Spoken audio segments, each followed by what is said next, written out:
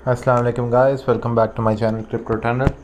तो इस वक्त 1 अप्रैल है, सुबह के 4 बज रहे हैं और बीटीसी करंटली रिट्रेसमेंट ले रहा है। अराउंड इस वक्त बीटीसी ट्रेड हो रहा है 45,700 के राउंड अबाउट। और जो हमारी डेली कैंडल थी और आज का जो हमारा हाई था वो था 47,600 का, मतलब $2,000 का हमने रिट्रेसमेंट देखी है। अब इसकी रीज़न टेक्निकली वाइज और फंडामेंटली क्या है हम मार्केट में वो देखेंगे और मार्केट का ब्रेकडाउन करेंगे कि क्या मार्केट के लिए ये जो रिट्रेसमेंट है is it a sign of worry, और क्या ये सिर्फ एक नॉर्मल जो रिट्रेसमेंट है to pick up some liquidity to clear out some leverage, वो है जिसको हम हेल्दी रिट्रेसमेंट कहते हैं।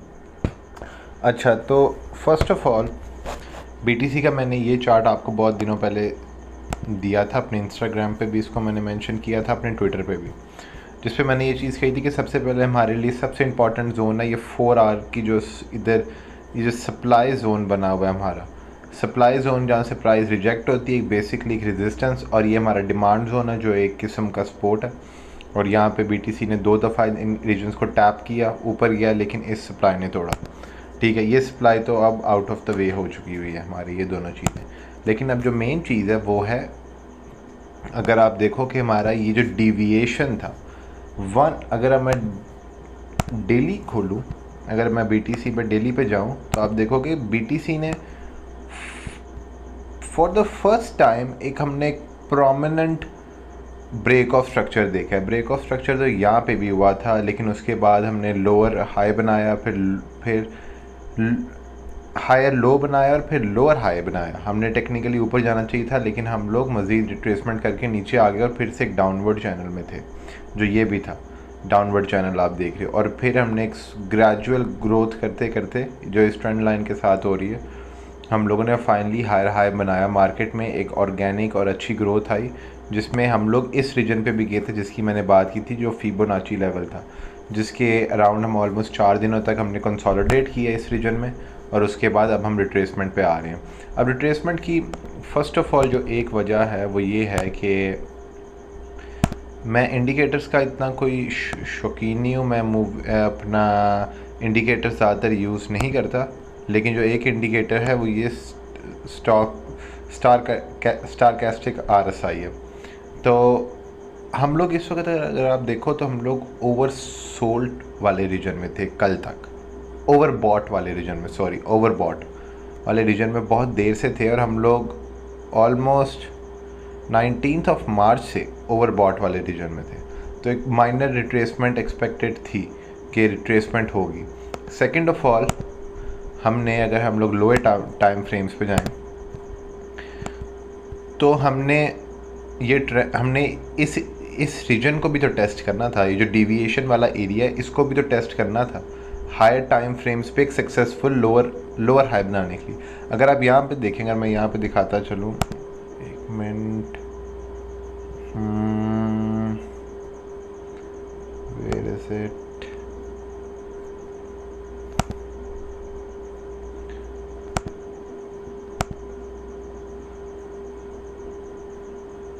ये रहा। अगर हम लोग ये देखें तो ये एक हमारा हायर हाई हायर लो वाली फॉर्मेशन है। Higher high higher low, higher high higher low, higher high higher low, higher high high और ये हमारा हायर लो। ठीक है, हमारा हायर लो इस एरिया से नीचे नहीं जाना चाहिए। मैं इसको इधर कर देता हूँ मार्क। जो हमारा ये वाला रीजन है, ऑलमोस्ट कह लो 44 से नीचे बीटीसी को नहीं जाना चाहिए। फिर वो एक ब्रेक ऑफ स्ट्रक्चर होगा लॉन्गर टाइम फ्रेम पे, लेकिन इस पॉइंट पे मुझे नहीं लगता कि वो होगा। हमारा इस ट्रेंड लाइन का रीटेस्ट, एक ट्रेंड लाइन दोबारा टेस्ट हो सकती है, मज़ीद बीटीसी नीचे आ सकता है समवेयर अराउंड 44,800 के राउंड अबाउट। इधर अगर आप देखो तो यहाँ पे बीटीसी कंसोलिडेट भी हुआ है। तो जिस एरिया में आपने ये बात याद रखनी है, जब भी कंसोलिडेशन होती है ना जिस एरिया में, वो एक स्ट्रॉन्ग सपोर्ट और एक स्ट्रॉन्ग रेजिस्टेंस है। तो ये एक बड़ी स्ट्रॉन्ग सपोर्ट है हमारे पास अराउंड 44,600 कह लो 45,000 से लेके 44,600 के दरमियान।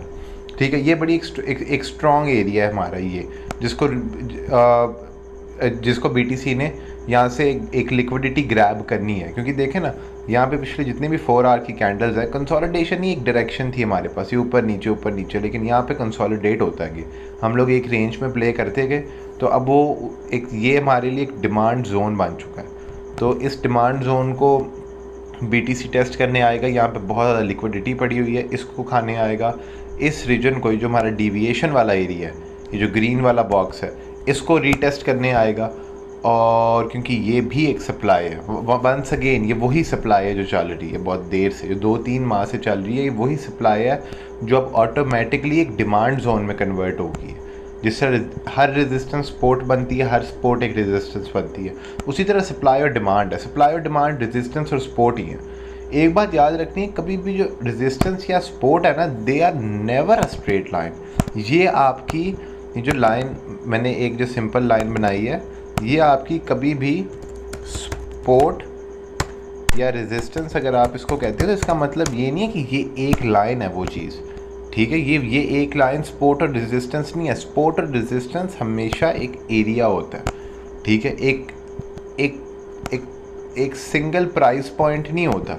अगर मैं आपको कह दूं कि ये 38,180.42 सेंट्स BTC का एक स्ट्रॉन्ग सपोर्ट है, तो उसका मतलब ये एग्जैक्ट प्राइस कभी भी कोई भी नहीं एग्जैक्ट प्राइस बता सकता, ये एक रीजन होता है हमेशा, ठीक है।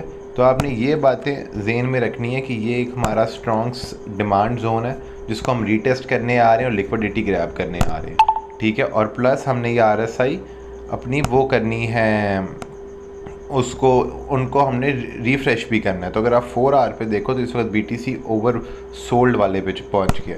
अगर यहीं से मैं डेली पे जाऊं तो BTC अभी भी ओवर बॉट वाले रीजन में है। तो मतलब इसका ये है कि still some retracement can be expected. इस ट्रेंड लाइन का रीटेस्ट हो, बेशक हम थोड़ा सा नीचे आ जाएँ, आई वॉन्ट बी वरी, ठीक है। मैं तब कोई डिसीजंस लूँगा कि मुझे अपने टोकन सेल करने चाहिए नहीं, जब BTC इस रीजन से भी नीचे आता है, फिर मैं सोचूंगा कि मुझे अब क्या करना चाहिए। लेकिन until then I have nothing to worry about, ठीक है। तो BTC का ये, अगर BTC के साथ हम दूसरे डोमिनेंस की बात करें, अगर हम लोग BTC डोमिनेंस पे जाएं, तो डिस्पाइट द फैक्ट कि BTC गिर रहा है, मार्केट रिट्रेस कर रही है, आप देखो डोमिनेंस में भी रिट्रेसमेंट आ रही है। तो ये एक बहुत अच्छा साइन है ऑल्ट्स के लिए।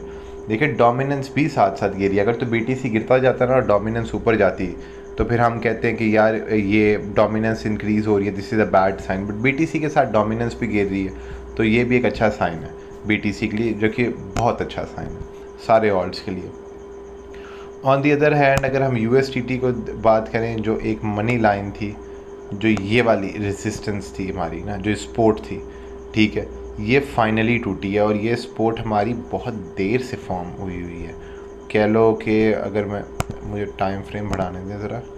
अच्छा, अगर आप देखें तो ये जो हमारी बनना शुरू हुई थी, ये रेजिस्टेंस, ये ऑलमोस्ट नवंबर में बनना शुरू हुई थी, जब बेयर मार्केट टेक्निकली स्टार्ट हुई थी। और उसके बाद ये देखो, ये हमने ब्रेकआउट किया ट्रेंड लाइन से, परफेक्ट रीटेस्ट, और अब हम नीचे हैं। और आज क्योंकि मार्केट गिरी है, तब ऑब्वियसली USDT ने की प्राइस में वो प्राइस कह रहा है, उनकी डोमिनेंस पे इंक्रीज़ है, but it would continue to fall down. BTC dominance गिरती जाए और ऑल्ट्स में पैसे आए, then it's a good sign. अगर आप टोटल 3 को भी देख लो, तो टोटल 3 की प्राइस में इस वक्त 1.8% ही रिट्रेसमेंट आई है, which is lesser than total 1, total 2। Total 1 में पूरा मार्केट कैप आता है क्रिप्टो का, टोटल 2 में BTC को निकाल देते हैं, और आप देखते हो टोटल 3 में BTC और इथेरियम को निकाल देते हो। तो this is a good thing for ult's. अगर हम लोग यहाँ से इथेरियम पे जाएं, इथेरियम की बात करें, तो इथेरियम पे मैं भी पर्सनली एक ट्रेड ले रहा हूँ इस वक्त, और मैं आपको कहते हैं तो वो ट्रेड दिखाता चलता हूँ। और वो ट्रेड है, मुझे 1 घंटे के टाइम फ्रेम पे जाने दे, लोअर टाइम फ्रेम पे। अच्छा, तो मैंने एक ट्रेड कुछ दिन कल परसों ली थी, जो मेरा स्टॉप लॉस हिट हो गया आज। मेरा टेक प्रॉफिट $21 से रह गया था। मैंने 3355 पे ट्रेड ली थी और 3471 मेरा टेक प्रॉफिट था, लेकिन हम 50 से नीचे आए, और फिर आज हम लोग 44 से नीचे आए और मेरा स्टॉप लॉस खा गया वो। तो लिक्विडिटी ग्रैब हुई मेरी।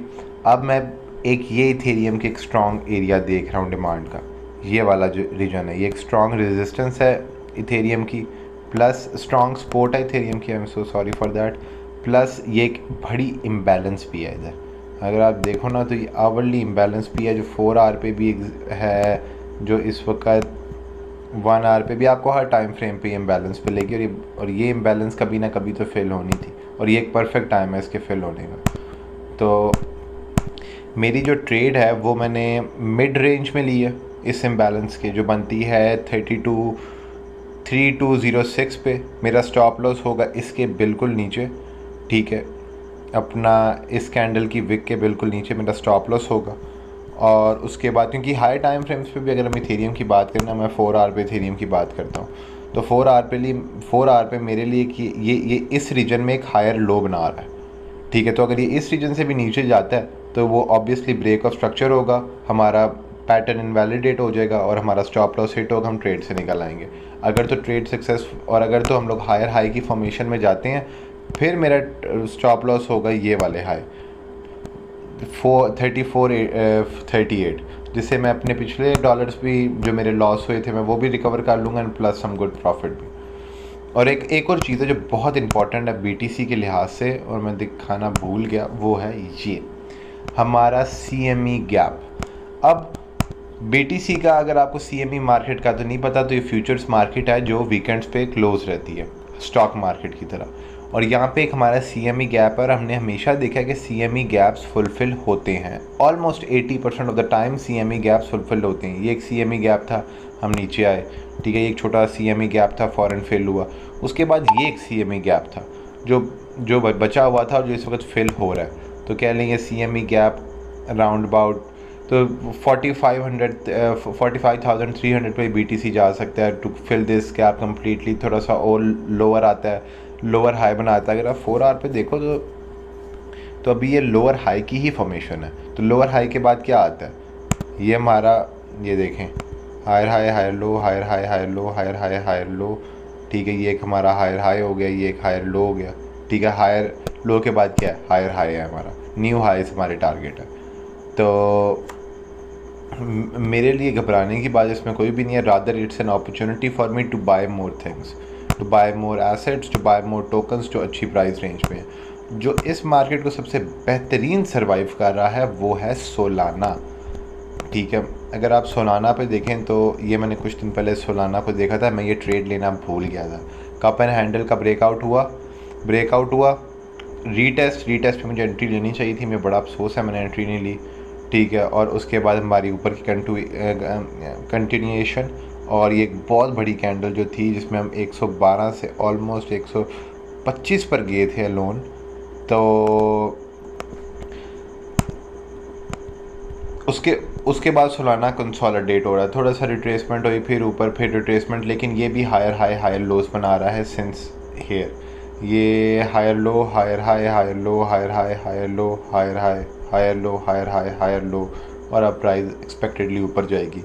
अगर तो सोलाना इस रीजन में कहीं आता है 117 में, 116 पर, तब मैं इसकी बाइंग में बहुत इंटरेस्टेड हूँगा, क्योंकि यहाँ पे ये हमारी जो ये वाली इम्बैलेंस है, ये आवरली इम्बैलेंस पड़ी हुई है, ये 4 आवर इम्बैलेंस पड़ी हुई है। तो मैं बड़ा इंटरेस्टेड हूँगा इस रीजन में बाइंग करने का। वरना मज़ीद नीचे जाता है तो मेरे पास, मैं 105 या इसी ट्रेंड लाइन के रीटेस्ट पे बाइंग करना पसंद करूँगा सोलाना को। फॉर नाउ मेरे लिए सोलाना ओवर प्राइस्ड है। अगर हम इंडिकेटर भी लगाते चले जाएं, हम सार्केस्टिक RSI की बात करते हैं, तो 4 आवर पे तो सोलाना रिट्रेसमेंट ले रहा है और ओवरबॉट वाले रीजन पे नहीं गया।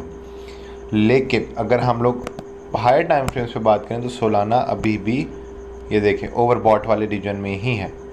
तो let's see what happens. Plus ये एक डेली इम्बैलेंस भी है, जिसमें अक्सर ये कह लें डेली इम्बैलेंस एक किस्म का सप्लाई जोन है आपका, जिसको इस वक्त पेनिट्रेट कर रहा है सोलाना। अगर तो इसकी पेनिट्रेशन सक्सेसफुल होती है, फिर हम सोलाना में फिर से एक बहुत अच्छा पंप देख सकते हैं, और प्राइस में एक हायर एक प्राइस बड़ी क्विकली मूव अप कर सकती है टू 160, अगर तो यहाँ से रिट्रेसमेंट नहीं होती। वैसे यहाँ से रिट्रेसमेंट हो भी सकती है क्योंकि RSIs आए हैं, और retracement and nothing moves in a straight line in the market, ये तो हमें एक चीज़ पता है।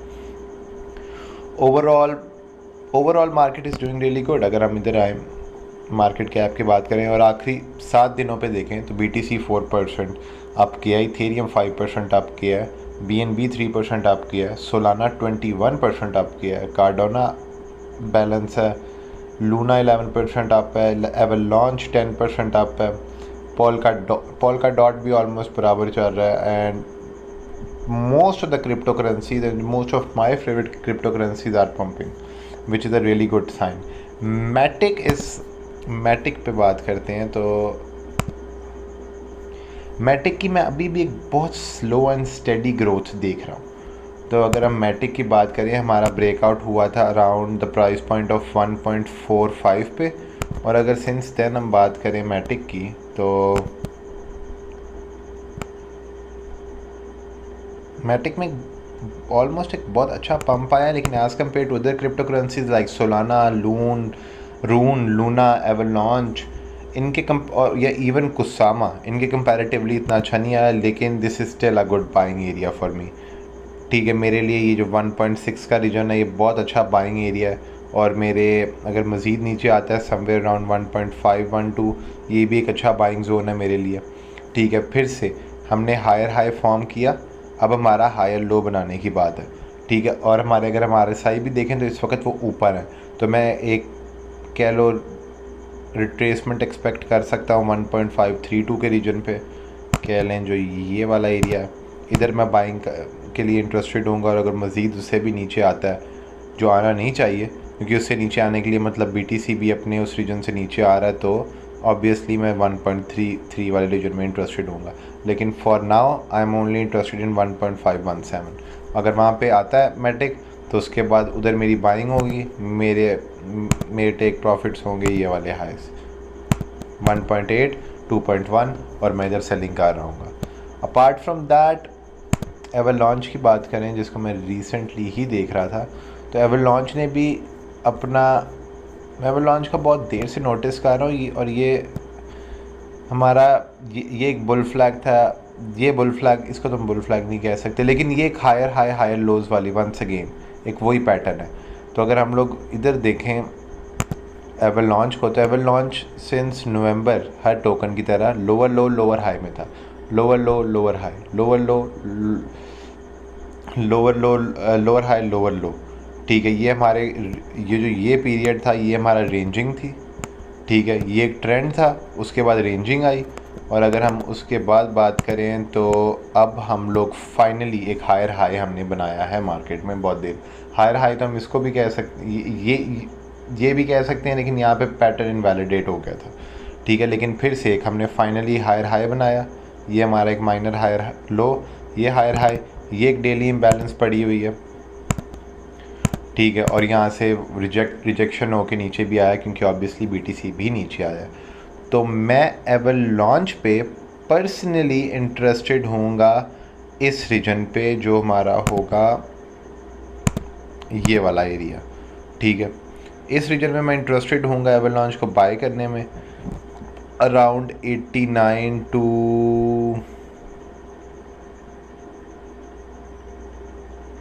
89 वाले रीजन में मैं बेसिकली इंटरेस्टेड हूँ। उसके अलावा अगर हम लोग लोअर टाइम फ्रेम्स पे जाके एवलांच को मज़ीद एनालिसिस करें, तो जो ये देखो, ये एक स्ट्रॉन्ग सप्लाई एंड डिमांड है।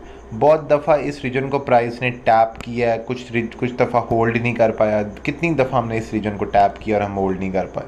तो एक बड़ा स्ट्रॉन्ग ये सप्लाई है, और जिस तरह मैंने समझाया था, जितनी स्ट्रॉन्ग आपकी सप्लाई होती है उतना ही स्ट्रॉन्ग वो डिमांड जोन बनता है। तो 90 के अराउंड मेरी ट्रेड लगी हुई है, मैं इस पर इंटरेस्टेड हूँ एवलांच पे। एवलांच को जो मैं सेल करने का सोच रहा हूँ, that would be somewhere around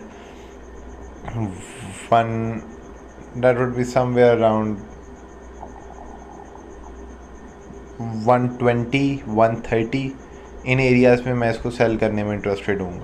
mostly 120 पे मैं राउंड अबाउट 120 के सेल कर दूँगा। I would let you guys know, but मेरा जो मेन टारगेट्स होंगे, ये TP1 होगा मेरा 113, TP2 होगा 127। तो ये रीजन्स होंगे जिसमें मैं एवलांच को इंटरेस्टेड होऊंगा सेल करने में for trading purposes, not for investment. Kusama की बात करें, so the Kusama is going really well since breakout. ये देखिए, ये इसका फॉलिंग वेज था, ये इसका फॉलिंग वेज जब से ब्रेकआउट हुआ है, ब्रेकआउट के बाद वो रुका नहीं। Kusama every single day since the past 2 weeks Kusama ने मोस्टली ग्रीन कैंडल्स बनाई हैं, और उसके बाद हम लोग जब ब्रेकआउट हुआ था राउंड अबाउट 115 पे थे, और अब हम लोग ऑलमोस्ट 200 को टच करके आ जाए हैं। तो मतलब ऑलमोस्ट हमारा कुसामा में अगर हम बात करें तो ये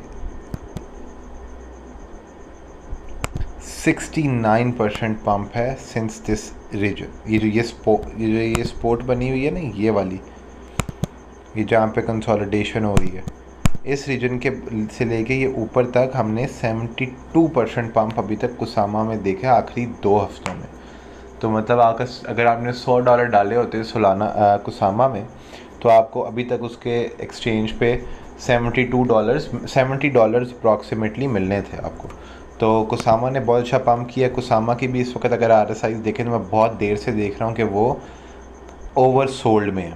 ये ओवर सोल्ड है। अगर हम 4 आवर पे आएँ तो वहाँ पे ऑब्वियसली इस रिट्रेसमेंट की वजह से हम अब ओवर बॉट में हम डेली पे थे, लेकिन ओवर सोल्ड पे हैं हम लोग 4 आवर पे। लेकिन डेली हायर टाइम फ्रेम्स मुझे यही सजेस्ट कर रहे हैं कि मैं कुसामा की अगर बाइंग करना चाहता हूँ तो मैं कुसामा का वेट करूँ for the price to come lower. अब कहाँ पे लोअर हो सकता है? इस this can be somewhere around 160-159 वाले रीजन पे मैं इंटरेस्टेड होऊंगा दोबारा बाय करने के लिए, क्योंकि वो एक स्ट्रॉन्ग हमारा डिमांड जोन रहा है। तो मैं उसमें इंटरेस्टेड होऊंगा मेनली कुसामा को बाय करने के लिए। For investment purposes I would recommend you to buy Kusama. अगर इन्वेस्टमेंट करना चाहती हैं तो उसके लिए भी Kusama is a phenomenal asset. ये 500 की प्राइस वैल्यू से नीचे आया। अगर आप देखो इन द पास्ट भी तो कुसामा की वैल्यूज़ बहुत हाई गई हुई हैं, 600 गई हुई हैं। और कुसामा के जो प्रोजेक्ट है, उस कुसामा का प्रोजेक्ट के पास जो एक मज़ेदार बात है वो ये है कि one of the highest developers on board है, एक्टिव डेवलपर्स। तो Kusama is a really good token for both investment and trading purposes. तो ये था बेसिकली आज का market breakdown, so sorry for that.